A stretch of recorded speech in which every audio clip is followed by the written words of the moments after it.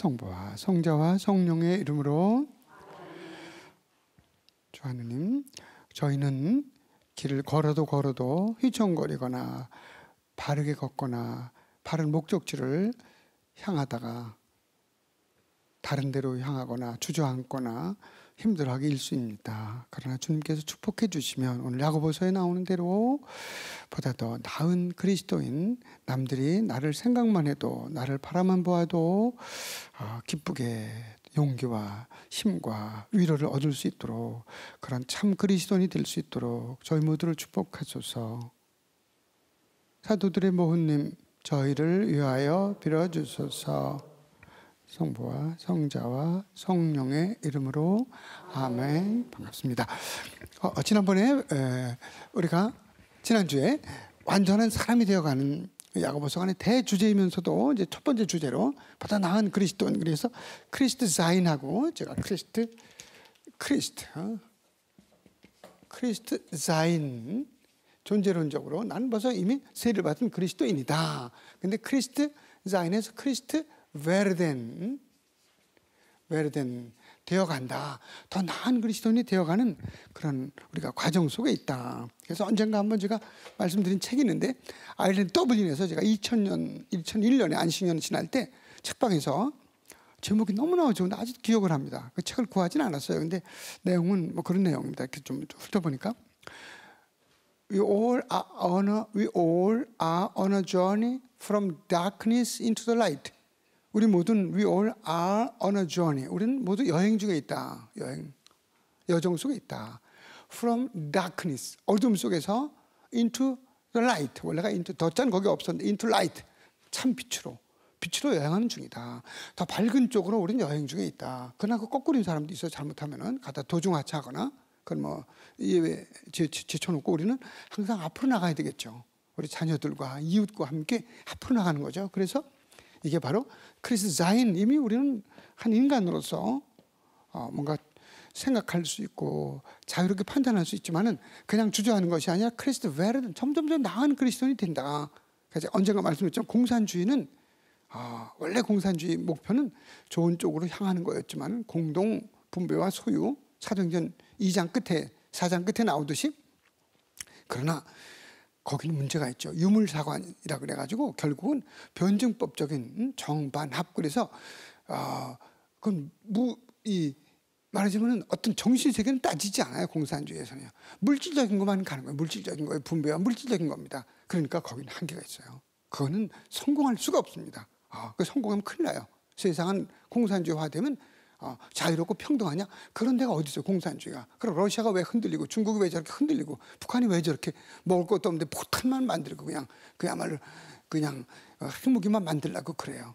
불안한 거예요. 물질이니까 치고 어떤 남을 무시해갖고 그래도 자기 올라가고 싶은 거예요. 이런 것들은 그냥 저절로 생겨난 인간의 그냥 욕심이 아니고 이데올로기, 사상입니다. 이념, 관념 아주 중요합니다. 머릿속에서부터 물질에서 출발해서 물질로 끝나느냐? 아니지. 우리 그리스도인들에게 이 중요한 거는 항상 크리스트 자인 존재론에서 더 나은 건 뭐예요? 인간이 완전하지가 않잖아요. 완전해봐야 살아봐야 100년, 200년 앞으로 아무리 의학이 좋아도 그게 뭐 지금도 좋아졌어도, 물론 조금 좋아져 혜택을 많이 받죠. 저도 많이 이제 병원에도 가고 진단도 뭐 기술도 좋고 고통도 좋고 그러긴 하지만 시편 90편이 나오듯이 이 인생은 기껏해야 한 80년이고 70년, 잘해야 80년이다. 조금 들어봐야 지금도 7, 80년 지나면 벌써 기억력도 평균 그렇죠. 그래 조금 더 늘어나가지고 100년, 뭐 120살, 200살 하는 얘기지. 그렇게 오래 살아도 안 되죠. 나머지가 어떻게 하겠어 그러면.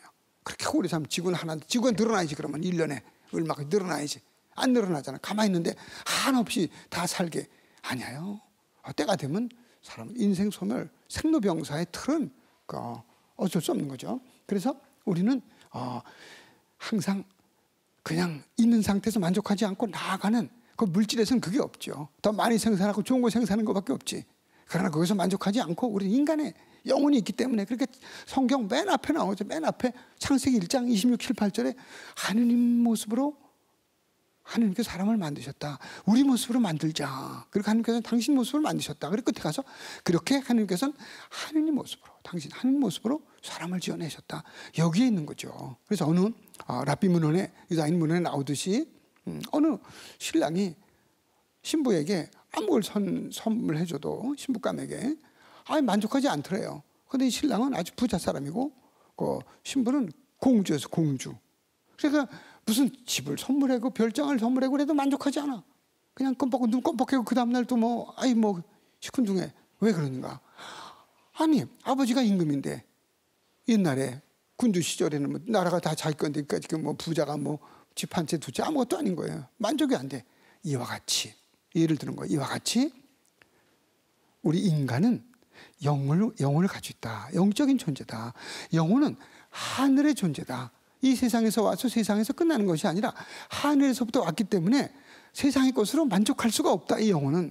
그래서 천상의 것이 아니면, 그러니까 세상에 아무리 큰 기업이고 뭐고 많이 가져도 많이 상속해도 그래도 한없이 하는 건 이런 병이에요. 이 영혼의 이걸 모르기 때문에 그래요. 알아도 그냥 알으려고 하지 않고 노력하지 않고 육신의 틀만 보니까 더 많고 10조로 가지고 20조로 가지고 싶고 30조가 얼마나 이건 천문학적인 단위예요. 집이 커도 더 많이, 그러니까 중국은 땅이 커도 더 많이 땅만 더 가지려고. 이것도 다스리질 못해서 큰일인데 공산주의가 뭘 다스려? 억압하고 거짓말하고 그냥 진두르고 그냥 거짓 선전이나 그런 거 아니야. 그런 거 아니야. 중국도 그런 거 아니야. 공산주의 이렇게 커가지고 이것도 다스리지 못했는데 그냥 지금 더 동중국 해라 그럽니까? 거기 필리핀 앞바다, 인도네시아 앞바다, 베트남 앞바다가 다 자기 거래. 땅이 크니까 이게 망하는 거예요. 그럼 스스로 망하는 거예요. 그냥 배고파. 저도 약간 이제 식탐 먹는 걸 좋아하거든요. 더 먹고 그래서 어느 정도 그래 끝내지 계속 더 먹어봐요. 그럼 나중에 이래 가지고 중국이 이렇게 되고 있는 거, 중국이 이렇게 되고 있는 건 내버려서 망합니다. 그건 저절로 망하게 되죠. 그냥 남을 다 어떻게 하려고? 그게 왜 그렇게 허전합니까? 그 사람들이 머리가 부족한 거 아니에요. 중국이 공산주의라는 유물사관에 의해서 물질의 마테리얼리즘이에요. 어떤 영이 없어. 그렇게 이렇게 되는 겁니다.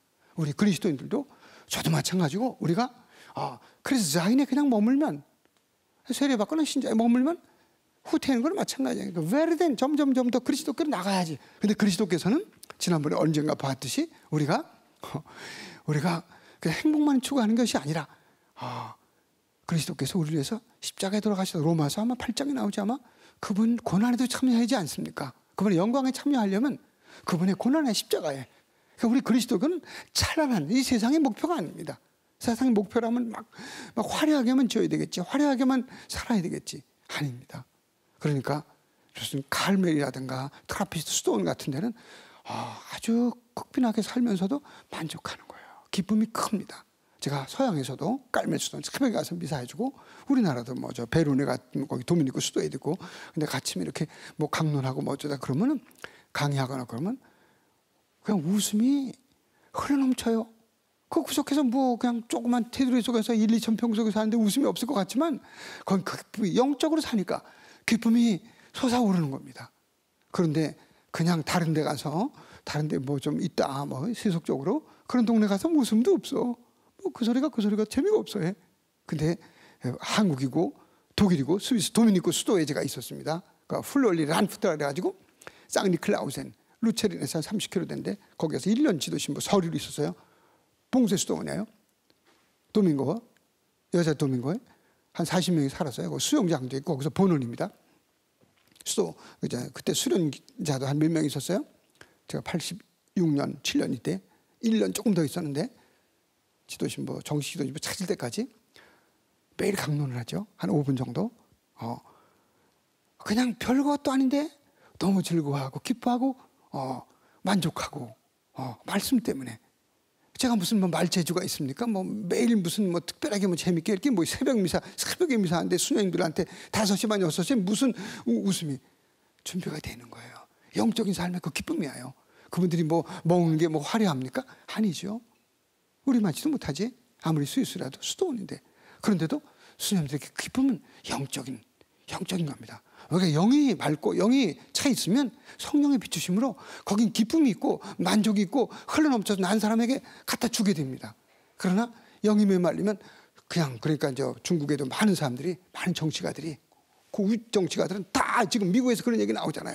그 사람들 정치 누구누구들 재산을 동결해야 된다고 미국에 있는 재산들. 자기들은 아들 딸도 다 거기다 갖다 놓고 중국에는 쫓아고 내리고 그 인민들이라는 거죠. 시민들은. 이게 중국 정치, 공산주의, 코뮤니즘의 이북에도 마찬가지예요. 어디나 이 공산주의라는 거는 이념이 영의 문제입니다. 그래서 이 강의 전체는 영적으로 흘러가는 겁니다. 그렇다고 이걸 조금 더 무시합니까? 제가 뭐 면도 안 하고 나옵니까? 머리 막 펴고 나옵니까? 깨끗하게 예쁘게 옷 입고 나오잖아요. 제가 가지는 최고의 머리를 가지고 나오잖아요. 그죠? 육을 중요시합니다. 저는 무시하지 않아요. 그러나 그거는 영을 빛내주기 위한 거라는 거지. 영적인 삶을 살기 위해서 육이 있는 거지. 그러면 우리가 그냥 먹고 살기 위한 거 그냥 동물이지. 우리는 구별됩니다. 하늘 모습을 닮았다는 거 적어도 신앙의 눈으로 볼 때 창세기 1장에서부터 빵 때림하는 겁니다. 그냥 빵 그냥 거기서부터 그냥 마지막에 나올 음악이 그냥 나오는 거예요. 클라이막스라 해요. 절정이 나오는 거예요. 그냥 창세기 1장 맨 앞에부터 하늘 모습으로 사람 만드셨다. 참 성서는 기가 막힙니다. 그래서 제가 벌써 구약 2, 3년 전에 강의할 때 그랬습니다. 이것만 알면 창세기 1장 요것만 알아도 뭘 저 뒤까지 묵시까지 안 가도 된다 그랬습니다. 근데 하다 보니까 욕심 나서 여기까지 갑니다 지금. 자 그래서 이렇게 여기 이거 그 다음에 하늘로부터 오는 지혜를 추구하라. 이거 여기서 다 파생되는 거죠. 그 다음에 가난한 이들의 신심. 가난하다는 거는 일부러 없이 뭐 가난한 거 이거보다도 좀 아쉬워야. 그러니까 루카복음 4장 19, 20절, 18, 19절에서 18, 19절에 희년 선포가 나옵니다. 하나님께서 나에게 하나님의 영께서 나에게 기름을 부으셨다. 뭐 기름을 진짜 붓는 게 아니라 영적으로 해석하는 거예요. 기름을 부으셨다. 그래서 은유적인 표현이죠. 나를 파견하셨다. 예수님이 그렇게 말씀하셔요. 이사야 본디 61장 2절의 말씀이에요. 나를 파견하셨다. 왜? 가난한 이들에게 복음을 전하라고 딱 나옵니다. 가난한 이게 대개념의 상위 개념이에요. 그 다음에는 앞을 못 보는 이들에게 시력을 회복시켜주고 갇힌 이들에게 해방을 알려주고 또 짓눌린 이들에게도 해방을 알려주고 주님의 은혜로운 해를 은혜로운 해가 뭐냐? 가난한 이들이 듣는 거예요. 그러니까 다리가 아프든 무릎이 아프든 앞을 못 보든 갇혀있든 이 모든 거는 가난에 속하는 거예요. 가난 뭐다? 언제가 써드릴 말씀드렸어요. 가난과 겸손은 아니야. 나하고 명사가 왔다 갔다 한다. 늘 착각하면서 산다. 글씨도 비슷하다. 아니에서 요요 아나부하고 요거 조금 혹이 좀 기냐 짧으냐 따라서 막 쓰다 보면 그림이 그런 것 같이 보인다. 그래서 유다인들도 늘 헷갈리면서 산다 그랬습니다. 겸손과 가난은 하느님을 필요로 하는 자세입니다. 내가 뭐 꽉 차고 아무것도 필요한 게 없으면 하느님도 잘 안 찾게 돼요. 그런데 뭐가 아쉬울 때는 주님을 찾습니다. 그래서 우리가 영적으로 가난해야 된다는 거죠. 꽉 차 있어도 왜? 나는 찾지만 이웃을 바라볼 수 있어야 되는 거죠. 그러니까 우리가 무조건 어렵게 살려고 할 필요가 없어요. 많으면 나누면 되지. 그게 가난입니다. 다른 사람 아쉽구나. 나는 괜찮지만 남은 아쉽구나. 그리고 나도 아쉽구나. 왜? 더 많이 도와줘야 되니까. 내 곁에 필요한 사람 많구나. 그리고 치료도 못 받는 사람 있고 받아도 돈이 더 있으면 더 치료받아야 될 사람들도 있고 냄새나는 요양원에 있는 사람도 있고 조금 더 거기에 혜택을 주려면 이렇게 우리가 바뀐다면 그게 바로 이런 거죠. 가난한 이들의 신심입니다. 그리고 그 가난한 이들의 신심에 대해서는 이런 얘기가 나옵니다.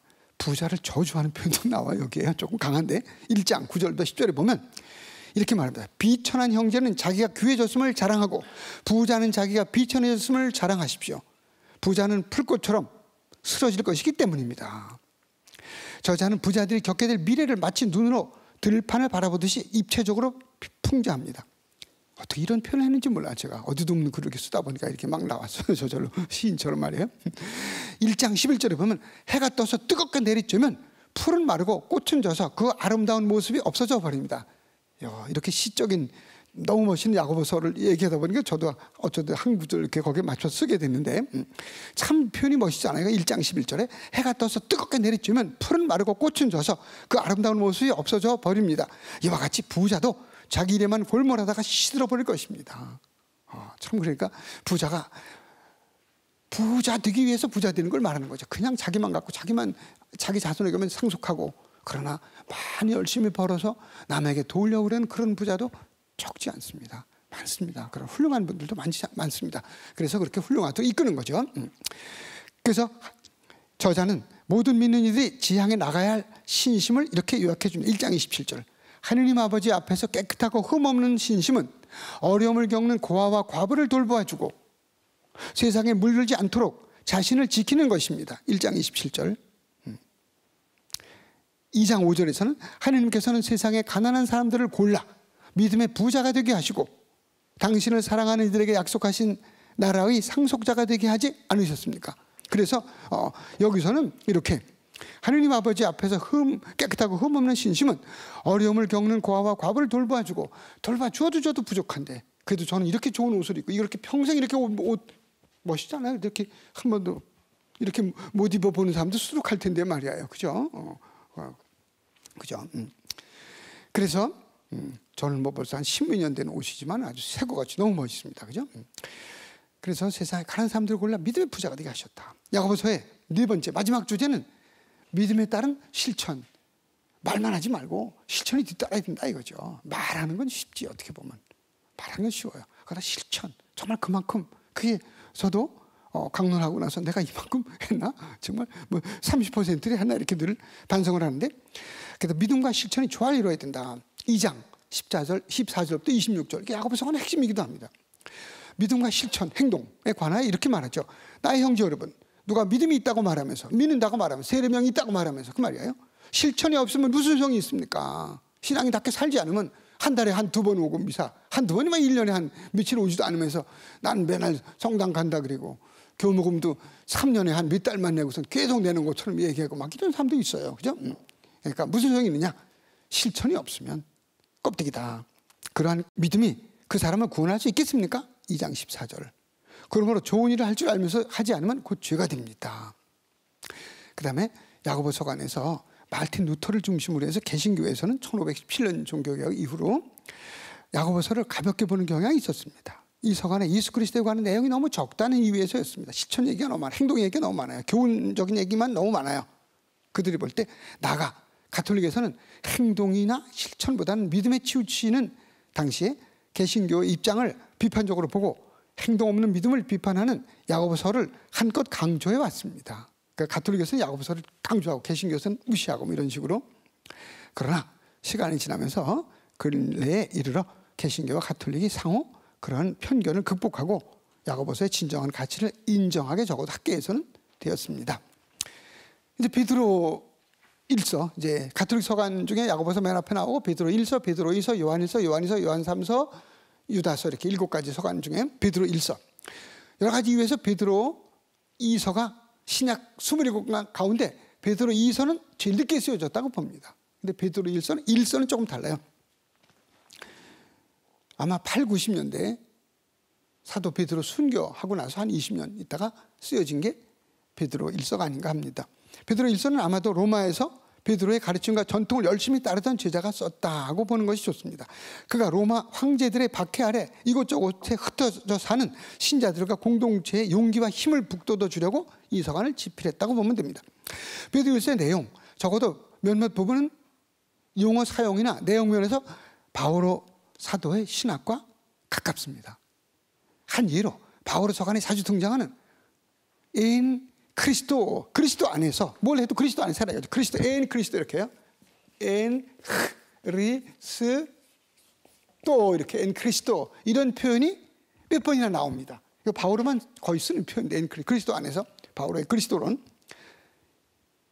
이게 베드로 1서에도 몇 번 나온다는 거죠. 뭐 3장 16절, 5장 10절, 뭐 14절 이런 데서 그렇다고 해서 바오로가 이 서간의 저자다. 베드로가 아니라 이런 표현은 또 설득력이 없다는 거죠. 왜냐하면 초대교회 곳곳에는 공통 교리 자료가 전해져 오고 있었다고 봅니다. 바오로의 영향으로. 그러한 전승 자료를 바오로뿐 아니라 베드로도 얼마든지 바오로 이전에 오던 자료까지도 사용했을 가능성이 있기 때문이죠. 아무튼 베드로 1서의 수신인은 세상 곳곳에 흩어져 사는 그리스도인 모두예요. 베드로 1서 1장 1절에 보면 이런 말이 나옵니다. 예수 그리스도의 사도인 베드로가 폰토스와 갈라티아와 카파도키아와 아시아와 비티니아에 흩어져 나그네살이를 하는 선택된 이들에게 인사합니다. 1장 1절에 그러니까 여기저기 흩어져 사는 사람에게. 그 공동 서간 이렇게 받는 사람들이 가톨릭 서간 다양하다 이거죠. 여러 사람이다. 바울 서간은 에페소 신자들에게, 필리피 신자들에게, 그 한정된 사람들에게 보내는 거죠. 갈라티아인들에게, 로마인들에게. 그러나 여기서는 뭐 여기저기 뭐 카파도키아, 뭐 아시아가 얼마나 넓어요. 뭐 넓다 이런 얘기죠. 모든 믿는 이들 수신이네요. 가톨릭 서가는. 베드로 1서의 신학은 뭐냐면 보다 나은 그리스도인이 되어가는 것. 아까 야고보서가 약간 비슷해. 1장 14, 15절에 보면 이렇게 말해요. 이제는 순종하는 자녀로서 전에 무지하던 때의 욕망에 따라 살지 말고 여러분을 부르시는 분께서 거룩하신 것처럼 여러분도 모든 행실에서 거룩한 사람이 되십시오. 그러니까 베드로 1서도 1장 14, 15에서 우리가 거룩한 사람이 되어가는 거예요. 이렇게요. 어떻게 거룩한 사람이 되냐면 여러분을 부르신 분께서, 그리스도께서 거룩하신 것처럼 나도 그리스도께 다가가야 된다. 가까이 가야 된다. 그죠? 이제부터 거룩한 사람이 되어야 한다는 말이죠. 이는 오늘 그러니까 아까 야고보서 안에 나타나는 보다 나은 신자가 되어가는, 보다 나은 사람이 되어간다는 것은 신구약 전체의 그 흐름 중에 하나라. 아주 그냥 근간을 아주 고속도로다 이렇게 말할 수도 있고, 베드로서 안에서 역시 이런 게 이제 핵심적인 걸 나타난다 그런 말씀이죠. 오늘날 세례성사를 통해 세례입교한 교우들 가운데 많은 이들이 세례성사가 배움의 끝인 것처럼 생각하지만 실제는 이제 시작이 되어야 한다. 베드로가 요구하는 신자들의 자세는 뭐냐면 이렇게 갓난아이처럼 2장 2절에 베드로 1서 2장 2절에 보면 갓난아이처럼 영적이고 순수한 젖을 갈망하십시오. 처음에 너무 높은 게 아니라 아주 순수한 거를, 아주 부드러운 음식을. 제가 일을 치료해 얼마 전에 갔다 와서 그랬더니 뭐라 그래요? 제가 땅콩 같은 거 딱딱한 거 좋아해요. 그런 거 먹으라 했더니 그런 거 좀 피하시고요. 부드러운 거 잡수세요. 그러더라고요. 부드러운 거 먹으라고. 이가 또 나이가 들어 약해졌다고 부드러운 거. 처음에는 그러니까 뭐 너무 어렵게 세례받은 지 얼마 안 되는데 그냥 극기 훈련시킨다 그래가지고 일주일에 이틀만 먹고 물만 먹고 라고 막 그렇게 하면은 아이고 이거 힘들다고 다 떨어질 텐데 그게 아니라 잘 먹고 이렇게 하면서도 조금씩 조금 절약해서 남을 돕고 조금씩 이렇게 신앙이 막 불가능한 뭐 특별한 사람만 하는 게 아니니까 누구나 갈 수 있게 아이들한테도 약간씩 이렇게 해서 뭐 가르쳐 줘야지. 아이들 요즘 뭐 롤러브렛 아니면 뭐 이렇게 하는 게 뭐지? 이렇게 막 타는 거 막 있던데 요새 신나게 이렇게 타는 게 뭐죠? 뭐 있던데 킥보드 이 킥보드 그거 할 때 그냥 한 번에 막 빨리 가라면 앉아 살살 비적비적하면서 자전거 탈 때도 이렇게 하듯이 신자들도 마찬가지로 이렇게 가난하기처럼 맨 처음에 영적이고 순수한 젖이라는 거는 영적이라는 표현을 이렇게 하면 좋을 것 같아요. 성령으로부터 인도되는 성령의 비추심을 받는 무슨 영적인 젖이 따르는 게 아니라 성령의 인도하심을 받는 이렇게 번역할 수 있을 겁니다. 그런 젖을 그런 양식을 갈망하십시오. 그것으로 자라나 성령으로 자라나 구원을 얻을 것입니다. 2장 2절. 우리가 이제 다 자랐다는 오류나 교만에 빠지지 말고 늘 본능적으로 엄마 곁을 찾는 또 그리워하는 가난하기처럼 순수하게 주님을 찾고 그분께서 주시는 젖 말씀으로 끊임없이 성장하여 구원을 얻도록 부단히 노력하라는 가르침입니다. 엄마 곁에 애들한테 최고죠. 제가 축복의 하고 은총이라는 아이를 너무 잘 아는데 6살이야 이제. 요즘에 코로나가 와가지고 엄마가 늦게 오다가 좀 일찍 온대. 이제 코로나 뭐 회사 일도 좀 죽고 일찍 오니까 9시 넘어서 들어오다가 이제 7시면 오니까 아유 코로나 그거 계속 있으면 좋겠다고. 코로나 때문에 밖에 못 나가서 불편한데 그래도 코로나가 좋은 것도 있어. 그래서 뭐니 그랬더니 할머니가 물으니까 할머니 코로나 때문에 엄마가 일찍 와. 좋아 너무 좋다는 거야. 일찍 오니까 엄마가 와 이제 애기 봐주고 그러니까 제가 또 소양에서 한번 어떤 분이 전철 타고 기차 타고 가다가 그때 한 60대 이제 어떤 할머니인데 애기 데리고 있다가 아유 이쁘다고 막 그랬더니 이제 제가 독일에서 기차 타고 가다가 방학 때 그랬더니 그래요. 얘가 막 이렇게 놀다가 자기가 있는데 할머니가 있는데도 엄마 갑자기 엄마 생각이 난대요. 그럼 막 이따가 부엌도 뒤져보고 또 뭐 화장실 열어보고 그러다가 엄마 이제 자고 일어나면 이제 그러겠지 그때 한 번씩 엄마 왜? 그 할머니 이렇게 가만히 본다 그랬다가 엄마 그랬더니 엄마 없네 할머니가 계신데도 할머니가 늘 봐주시는데도 엄마의 본능적으로 엄마의 그 따스함, 엄마를 찾는 거예요. 할머니가 아주 그렇게 잘했는데도 그러니까 이 엄마를 찾는 그 본능, 그건 뭐 기본이잖아 우리에게. 그와 마찬가지로 하느님을 우리가 아이가 엄마를 찾아가듯이 우리도 하느님께로 이렇게 향해야 된다. 이제 그런 의미죠. 그리스도인의 목표는 뭐냐? 2장 3절에 나옵니다. 주님께서 얼마나 인자하신지 여러분은 이미 맛보았습니다. 여기 우사스테 호티 히레스토스 호 퀴리오스, 여기 이런 겁니다. 주님께서 얼마나 인자하신지 여러분 이미 보았습니다. 이거 사스테, 여러분 맛보았습니다. 그리고 호티 크리스토스 호 퀴리오스, 이렇게요. 히레스토스, 이렇게 호티 히레스토스, 히레스토스 호 크리스토스, 호 퀴리오스, 호 퀴리오스. 퀴리오스는 주님이야. 주님이 히레스토스하고 왜 여기다 쓰냐면요, 여러분이 보셔도 알아요. 흐리스토스하고 같아요. 크리스토스요. 크리스토스. 요 글자 하나만 틀려. 요 글자. 요거만 틀리고 똑같아요. 요거만 틀리고. 그러니까 그리스도 주님은 이건 히레스토스, 인자하시다, 자비로우시다 그 말입니다. 주님은 인자하시다. 주님은 그리스도시다. 그리스도는 주님이시다. 마찬가지입니다. 이게 언어 유희라고 이렇게 그냥 일부러 그런 거 아닙니다. 이거 세입도하신데도 한번 나오는 표현인데, 주님께서는 자비로우시다. 그분 안에 구원이 있다는 얘기죠. 크리스토스 아주 비슷합니다. 글자가. 그리스도는 자비로우시다. 자비로운 분은 뭐 그리스도라고 말할 수 있겠죠. 그러나 여러분, 선택된 민족이고 임금의 선택된 교례이고 임금의 사제단이며 거룩한 민족이고 그분의 소유가 된 백성입니다. 탈출기 19장 5, 6절과 이사야 43장 20, 21절을 혼합 인용하고 있는 내용이기도 합니다. 여기 이제 뭐 자세하게 책에는 있습니다만 임금의 사제단, 그다음에 또 베드로 1서에서 중요한 거 한 가지는 공동 사제직입니다. 보편 사제직, 공동 사제직. 이게 뭐냐면 그리스도인들이 직무 사제직, 사체르도시움 미니스테리알레라, 직무 사제직. 그러니까 사제들은 직무, 우리는 직무 미사도 지내고 뭐 이렇게 하잖아요. 근데 일반 신자분들은 미사 지내고 미사를 줄이 하진 않아요. 그러나 같이 미사를 봉헌하고 같이 기도하고 그거를 사체르도시움 꽃문회라, 꽃문회. 일반 사제직, 사체르도시움 꽃문회라 그래요. 사체르도시움 꽃문회, 이게 라틴 말인데 사체르도시움 꽃문회, 커먼이란 말이에요. 커먼 꽃문회, 공동 사제직.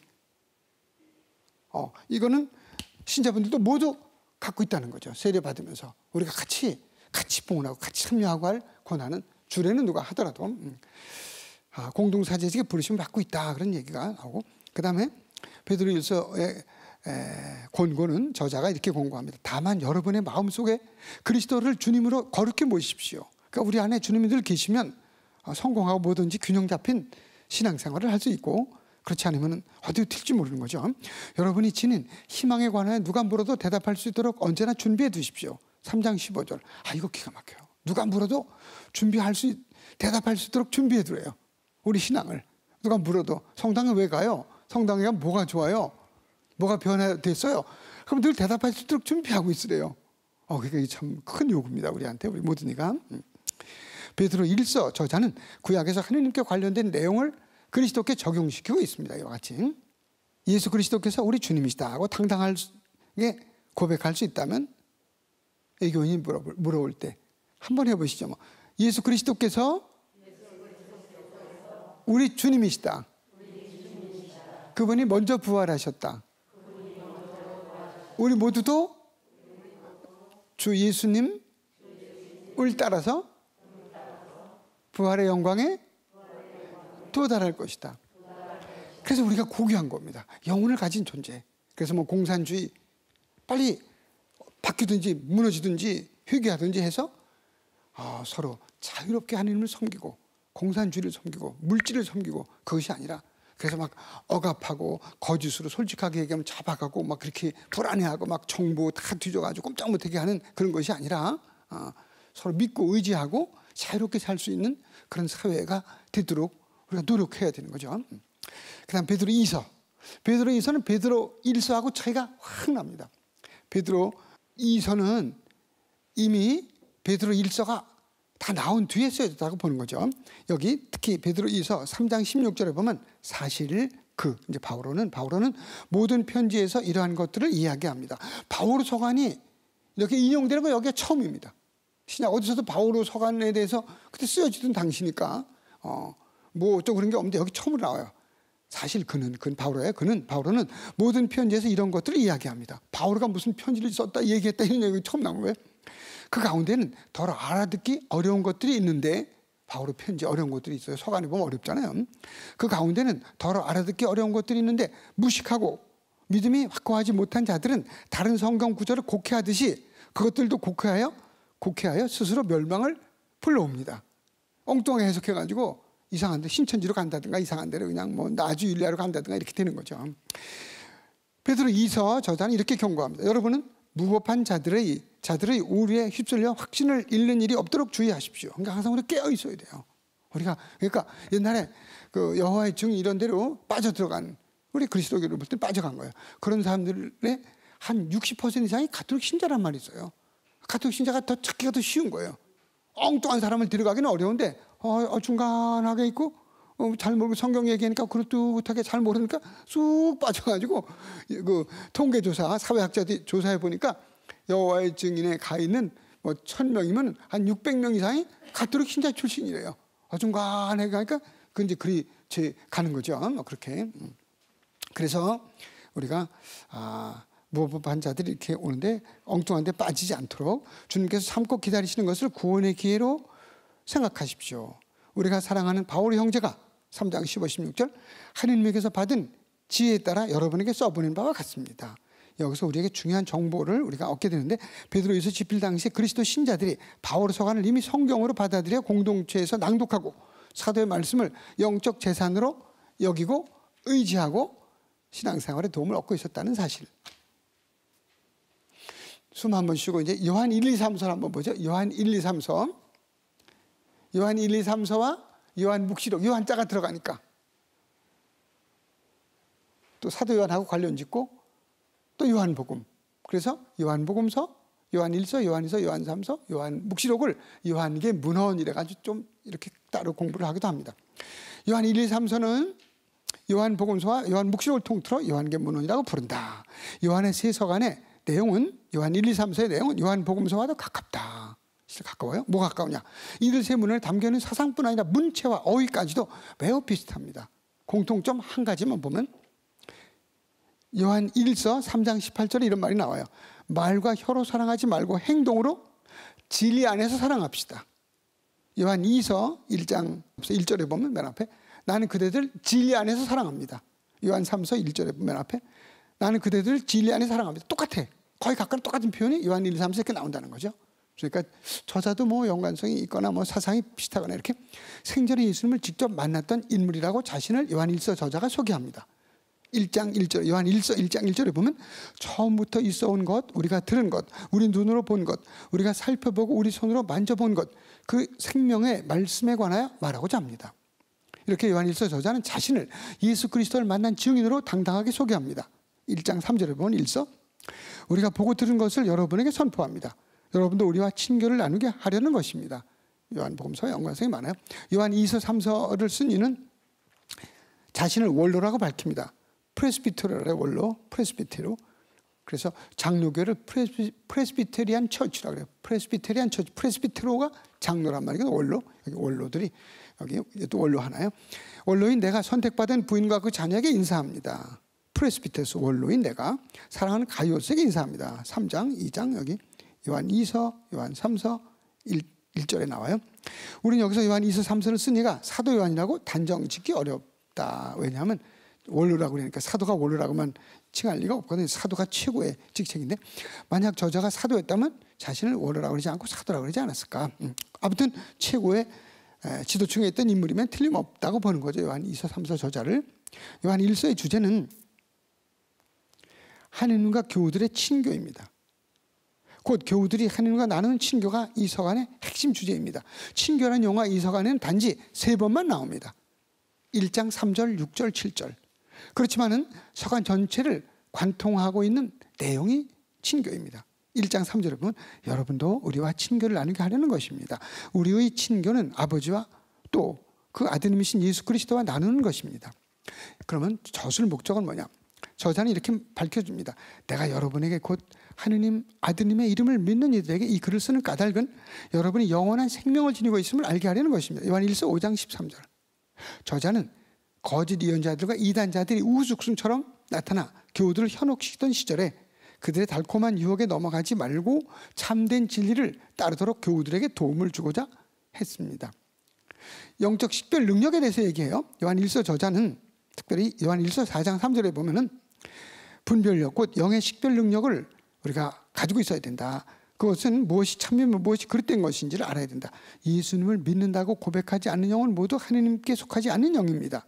그것은 그리스도의 적, 안티크리스토스라, 안티크리스토, 그리스도의 적이다. 이렇게 말합니다. 요한일서 저자는 또 신비 하느님을 계시해 주고자 노력합니다. 신비 하느님, 그는 하느님 속성 세 가지를 서술하는 가운데 영원하신 분이 누구신지를 밝혀줍니다. 첫째, 하느님은 빛이라고 말합니다. 빛.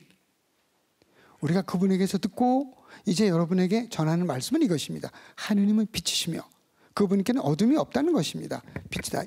요한일서 1장 5절. 요한일서 보면 빛이라는 걸 강조한다는 거죠. 하느님이 누구시냐? 하느님의 속성에 대해서 먼저 요한일서 저자는 빛이라고. 하느님은 빛이시다. 빛. 포스라네. 포스. 하느님은 빛이시다. 이렇게 요한일서 1요한 신학의 이제 첫째 하느님은 빛이시다. 빛. 빛으로 소개할 짧게. 하느님 누구냐? 거기에 대한 답으로 빛이시다. 그리고 또 요한복음 8장 12절에도 나는 세상의 빛이라고 무슨 말씀하셨죠? 둘째로 하느님은 의로운 분이다. 여기는 피스토스, 또 성실하고 의로운 분이라고 그래요. 피스토스 에스틴 카이 디카이오스라고 그래요. 피스토스. 그러니까 여기 하느님은 성실하시다. 피스토스. 하느님은 진실하시고 그다음에 그리고 디카이오스. 디카이오스는 의롭다는 거. 의롭다. 의로우신 분이다. 하느님은 성실하고 의로우신 분이라고 소개합니다. 하느님은 빛이시다. 하느님은 의로우신 분이다. 이렇게 계시해 주는 거예요. 그 다음에 세 번째, 하느님은 사랑이시다. 호테오스 아가페시냐고 4장 16절. 아주 중요한 거죠. 이건 하느님은 호테오스. 이건 다 써드릴게요. 호테오스 아가페 에스틴 이다 그런 말. 이다 에스틴. 하느님은 사랑이시다. 아가페. 호테오스 아가페 에스틴. 하느님은 사랑이시다. 굉장히 중요한 얘기입니다. 하느님 누구냐? 하느님 도대체 어떤 분이냐? 사랑 자체라는 거죠. 이건 요한일서 4장 16절에 나온 표현이죠. 이렇게 하느님 누구신지를 짧게 계시해 주십니다. 아주 중요한 표현들이죠. 또 요한복음 4장 24절에 보면 호포노이마 테오스. 포노이마 호테오스. 이렇게 포노이마. 요한복음 4장 24절에 보면 요한복음이에요. 요한복음 4장 24절에 보면 영이시다. 호테오스. 하느님은 테오스. 하느님은 누구냐? 영이시다. 영. 이렇게 표현합니다. 굉장한 표현이야. 이건. 하느님 누구냐? 어떤 분이냐? 알려면 인간의 언어로 눈에 보이거나 그런 분이 아니라 영이시다. 많은 함축적인 표현이죠. 하느님은 토포스, 빛이시다. 하느님 디카이오스, 성실하고 디카이, 의로우신 분이시다. 그리고 하느님은 사랑이시다. 사랑 자체시다. 사랑과 거리가 멀면 하느님하고 거리가 먼 거다. 공산주의 이런 데서 왜 그러냐? 인민을 억압하고 잘해준다고 말만 하고 행동하지 않고 억압하고 굶어 죽게 만들고 포탄 만들고 저 지배하려고 그러고 자기 그냥 가문만 뭐 하고 이게 뭐냐? 사랑이 없어요. 이건 망해 가는 거예요. 남까지 망해 끌고 다 그냥 망해. 폭탄 많이 만들고 무기 많이 만들어 갖고 물론 뭐 서방에서도 만들지만 지금 전체가 위협하는 거예요. 그러니까 이건 아니다. 물론 우리도 무기 다 줄이고 뭐 이렇게 해야 되겠지만 어떤지 그래도 이 공산주의 무서운 거 이거는요. 물질밖에 없기 때문에 영이 없어요. 그 어디로 튈지 몰라. 미친 돼지가 여러분 미친 여우 어떻게 미친 여우? 제가 독일에서 미친 여우 조심해라 그러더라고요.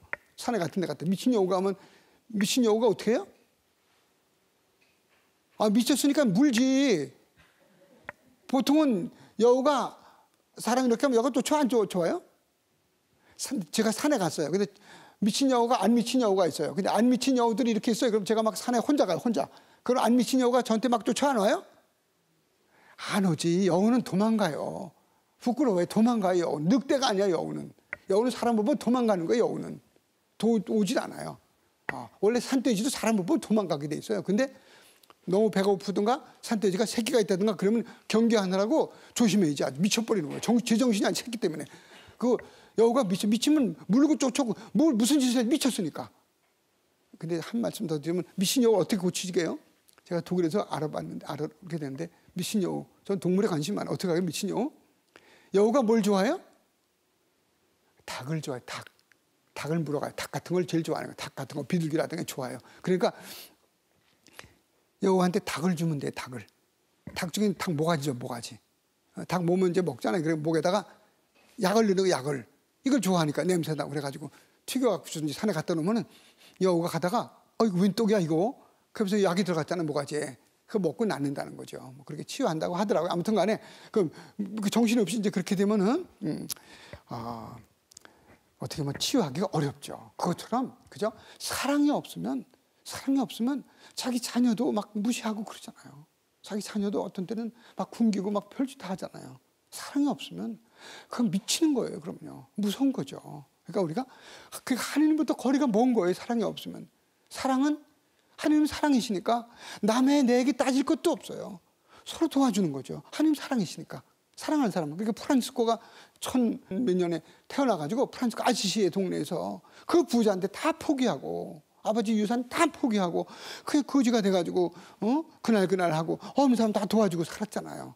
사랑이니까. 그러니까는 그때 술탄 임금이 거기 예루살렘 가갖고 아랍이 차지하는데도 프란치스코 한 번 만나더니 뿅 가갖고 이런 사람이나 그래가지고 프란치스코는 있어도 된다. 프란치스코 식구들은 있어도 된다. 물론 중간중간 박해도 받았지만 임금이 바뀌는 바람에 그쪽 아랍권이 좀 바뀌는 바람에 그래도 계속 순교한 사람도 있지만 그래도 끝까지 유지하고 아직도 프란치스코 수도원이 예루살렘과 이스라엘 성지의 대부분을 차지하고 있는 거는 그 프란치스코 영성 때문이라는 거죠. 이분은 하느님을 맛을 본 거예요. 옆에서. 그러니까 우리 주변에서도 저도 그렇고 사랑이 안 풍겨 참 사랑이 안 풍겨나고 거짓과 남에게 괴로움을 준다든 그러면 그거는 하나님과 거리가 먼 거죠. 그러니까 하나님은 사랑이시다. 그 사랑은 남을 감싸주고 편안하게 해주고 기쁨을 주고 축복해주고 위로를 주고 치유해주는 그 사랑을 말하는 거죠.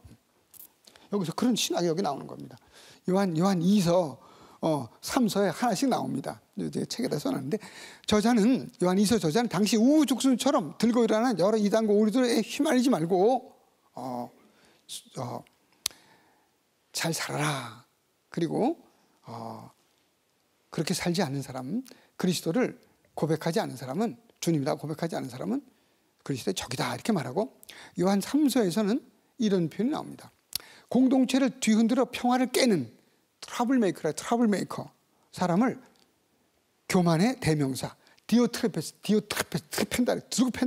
트레펜다라고 그런 따르지 말아야 될 사람이 나오고 하나의 악당의 인물이 나오고 또 하나는 늘 성실하며 공동체의 평화를 이루는 피스메이커 아까는 트러블메이커가 디오트레페스라면은 피스메이커 평화를 이루는 그 겸손의 대명사가 데메트리오스다. 그래서 우리 모두가 다 트러블메이커, 문제를 일으키고 공동체를 분열시키고 불안하고 거짓을 일삼고 폭력이나 남을 괴롭히는 그런 주체가 아니라 이렇게 우리 모두를 평화로 이끌고 우리가 안전하고 믿을 수 있게끔 서로 참 사랑을 나누는 여기 피스메이커, 평화를 이루는 데메트리오가 되어야 한다는 걸로 이렇게 결론을 맺습니다. 그래서는 이제 유다서 하나 남았는데 유다서 시간이 많지 않은데 한번 보자고요. 한 데까지 이거 끝나고 묵시록을 보는 건데 유다서 저자는 자신이 속한 공동체에게 서간 집필 동기를 이렇게 말합니다. 사랑하는 여러분, 우리 공동 구원에 관하여 여러분에게 편지를 쓰려고 여러모로 애쓰던 참에 성도들에게 단 한 번 정해진 믿음을 위하여 싸우도록 여러분에게 권고하는 편지를 써야 할 필요가 생겼습니다. 그래서 쓴다고 필요가 생겼어요. 직접적인 원인을 다음과 같이 말합니다. 4절에 몇몇 사람이 몰래 숨어 들어왔기 때문입니다. 괴롭히는 사람들, 사기꾼들이 들어온 거예요. 그냥 교회를 망치려고 그러는 그런 사람들이 들어온 거예요. 거짓 위선자들이 온 거예요. 이단 설파자들이. 그래서 거짓 교사들은 천상의 존재들 곧 천사들을 모독할 뿐 아니라 예수 그리스도까지 부인함으로써 교회 분열을 초래하는 자들입니다. 그들은 몸을 더럽히고 주님의 주권을 무시하며 영광스러운 존재들을 모독합니다. 8절. 그들의 정체는 아마 영지주의자들이 아닌가. 영지주의자들도 뭐 부류가 좀 있겠지만 영지주의자들은 오로지 영, 그것이 참 행복으로 이끄는 인식을 통해서만, 깨달음을 통해서만 우리가 구원에 이룰 수 있다. 예수 그리스도의 계시를 믿지 않는 거예요. 그들은 육적인 것뿐 아니라 눈에 보이는 것들은 일반적으로 업신여깁니다. 그들은 결국 육체를 지닌 인간으로 세상에 오신 예수 그리스도까지 평가절하하거나 무시합니다. 그들에게 예수님은 더 이상 참 하느님도 참 사람도 될 수가 없겠죠. 그럼 유다가 바라보는 유다가 바라보는 거짓 교사들은 이렇게 19절에 보면 저들은 분열을 일으키는 자들로서 현세적인 인간이며 성령을 지니지 못한 자들입니다. 19절. 유다는 이와 같이 자신이 속한 공동체 교우들에게 거짓 교사들을 경계하라고 이야기합니다. 오늘날도 경계할 대상이 있어요. 아무나 막 믿으면 안 되죠. 유다서 마지막 시대에 대한 경고입니다. 여기 19절에 보면 그들이 여러분에게 마지막 때에 자기의 불경한 욕망에 따라 사는 조롱꾼들이 나타날 것이다 라고 말하였습니다. 그들은 누구입니까? 유다서가 답을 줍니다. 저들은 분열 일으키는 자들로서 현세적 인간이며 성령을 지니지 못한 자들입니다. 여기까지. 조금 더 몇 절 남았는데 시간이 다 된 것 같아요. 그래서 이만큼 하고 요거 한 1, 2분 남았는데 1, 2분도 지켜야 되니까 다음에 이제 요한 묵시록을 하기 전에 다음 주에 조금 더 보겠습니다. 여러분 함께 해주셔서 감사드리고 또 집에서나 병원이나 요양원에서나 곳곳에서 저의 부족한 강의에 함께 여러분 기도해 주시고 또 묵상해 주시고 들어주신 여러분 모두에게도 감사를 드립니다. 성부와 성자와 성령의 이름으로 영광송하겠습니다. 영광이 성부와 성자와 성령께 처음과 같이 이제와 항상 영원히 아멘. 성부와 성자와 성령의 이름으로 아멘. 감사합니다.